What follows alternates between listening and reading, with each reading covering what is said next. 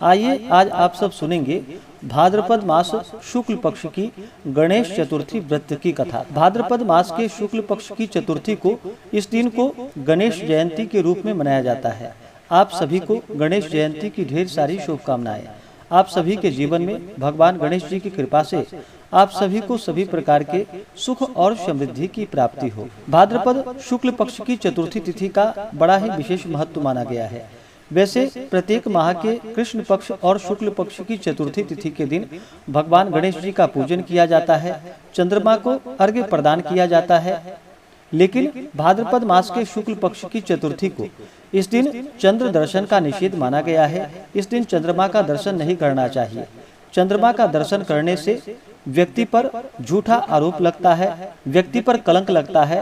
पूर्व समय में भगवान श्री कृष्ण ने चंद्रमा का दर्शन किया था, इसलिए उन पर श्यामंतक मणि के चोरी का आरोप लगा था। इस कारण से इस दिन अगर भूलवश चंद्रमा का दर्शन हो जाए तो इसकी निवृत्ति के लिए भगवान गणेश जी का पूजन करना चाहिए और साथ में श्यामंतक मणि का कथा श्रवण करना चाहिए। तब जाके चंद्र दोष से मुक्ति प्राप्त होती है और झूठा कलंक से बचा जा सकता है। भगवान गणेश जी का जो कि भाद्रपद शुक्ल पक्ष की चतुर्थी तिथि के दिन प्राकट्य हुआ था, इस दिन भगवान गणेश जी की पूरे विधि विधान के साथ स्थापना करके जो भी भक्त पूजन करते हैं, इससे भगवान गणेश जी उनके सभी प्रकार के विघ्नों को दूर कर देते हैं। गणेश चतुर्थी से लेकर के जो कि अनंत चतुर्दशी तक इन 10 दिनों तक विशेष प्रकार से भगवान गणेश जी का पूजन किया जाता है।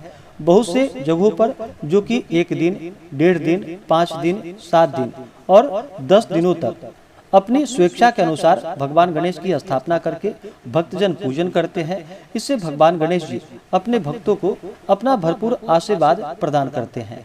तो आइए सुनते हैं भाद्रपद शुक्ल पक्ष की गणेश चतुर्थी व्रत की कथा। तो बोलिए प्रेम से भगवान गणेश की जय। एक बार नैमिषारण्य तीर्थ में शौनक आदि 88,000 ऋषियों ने शास्त्रवेत्ता सूत जी से पूछा कि हे सूत जी महाराज, सभी कार्यों की निर्विघ्न समाप्ति किस प्रकार से हो, धनोपार्जन में कैसे सफलता मिल सकती है और मनुष्यों की पुत्र, सौभाग्य एवं संपत्ति की वृद्धि किस प्रकार हो सकती है, पति पत्नी में कलह भाव से बचाव, भाई भाई में परस्पर व मनुष्य से अलगाव तथा उदासीनता से अनुकूलता कैसे मिल सकती है, विद्योपार्जन, वाणिज्य, व्यापार, कृषि कर्म एवं शासकों को अपने शत्रु पर विजय प्राप्त करने में कैसे सफलता मिल सकती है, किस देवता के पूजन अर्चन से मनुष्यों को अभिष्ट सिद्धि की प्राप्ति हो सकती है। हे सूत जी महाराज, इन सब बातों की आप विवेचना कीजिए।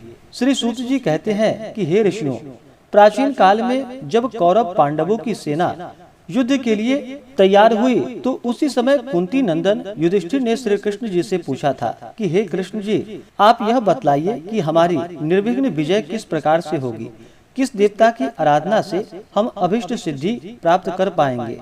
श्री कृष्ण जी कहते हैं कि हे वीर, पार्वती जी की मैल से उत्पन्न गणेश जी की पूजा कीजिए। उनकी पूजा से आप अपने राज्य को पा जाएंगे, यह निश्चय है।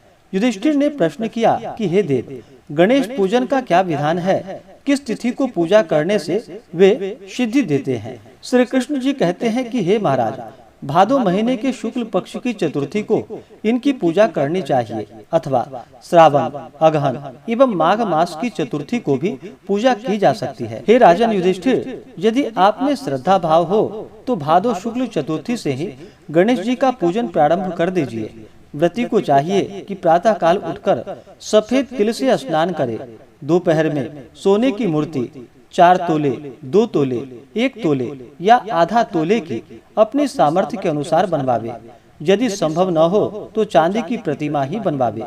यदि ऐसा न कर सके तो मिट्टी की मूर्ति बनवावे, परंतु अर्थ संपन्न होते हुए कृपणता न करे। ये ही वर विनायक और ये ही सिद्धि विनायक हैं। मनोवांछित की सिद्धि के लिए भादो शुक्ल चौथ को इनकी पूजा करे। इनकी पूजा करने से संपूर्ण आकांक्षाएं पूर्ण हो जाती है। इस भूमंडल में इन्हें सिद्धि विनायक कहा जाता है। ध्यान की विधि: एक दांत वाले, सूप के समान विस्तृत कान वाले, हाथी के समान मुख वाले, 4 भुजाधारी, हाथ में पाश एवं अंकुश धारण किए हुए सिद्धि विनायक गणेश जी का हम ध्यान करते हैं। एकाग्रचित्त से पूजन करे। पंचामृत से स्नान कराने के बाद शुद्ध जल से स्नान करवावे। तदंतर भक्ति पूर्वक गणेश जी को गंध चढ़ावे।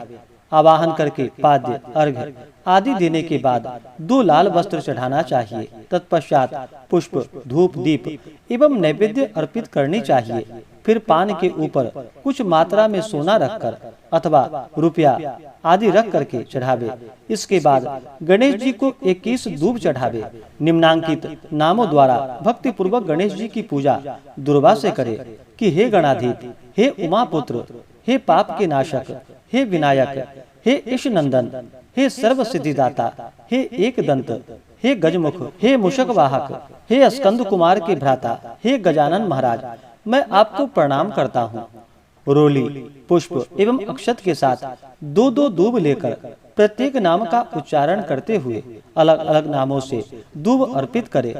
हे देवादिदेव, आप मेरे दूब को स्वीकार करें, मैं आपकी बारंबार विनती कर रहा हूँ। इसी प्रकार भुना हुआ गेहूं और गुड़ अर्थात गुड़, धनिया जो गणेश जी को परम प्रिय है चढ़ावे। इसके बाद शुद्ध घी में निर्मित 21 लड्डू हाथ में लेकर हे कुरुकुल प्रदीप कह करके गणेश जी के आगे रख दे।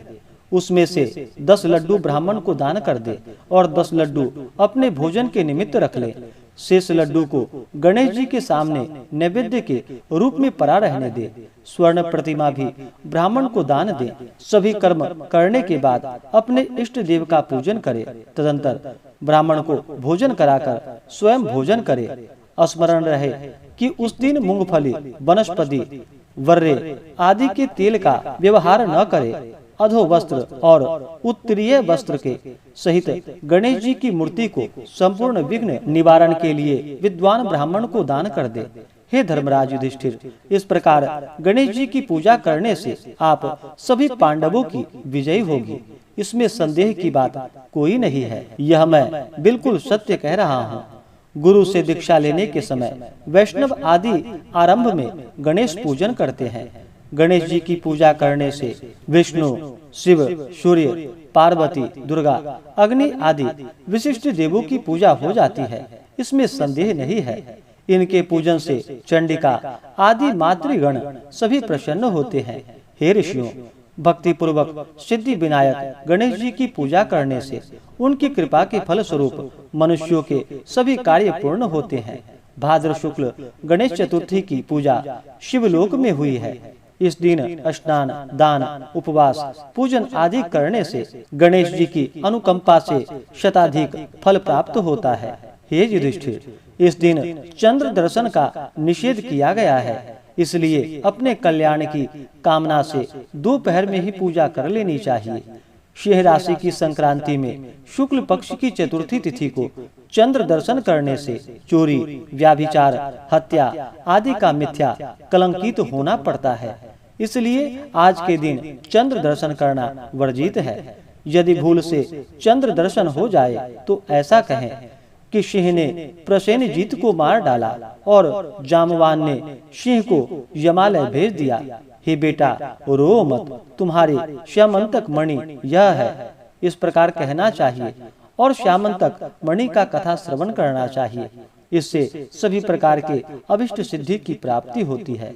तो बोलिए प्रेम से भगवान गणेश की जय। ऐसे ही ज्ञानवर्धक जानकारियाँ प्राप्त करने के लिए हमारे इस चैनल पे अगर आप नए हैं तो चैनल को लाल बटन दबा करके सब्सक्राइब करें, साथ में बेल आइकन घंटी को दबाएं ताकि मेरे वीडियो का नोटिफिकेशन आपको समय से मिलता रहे।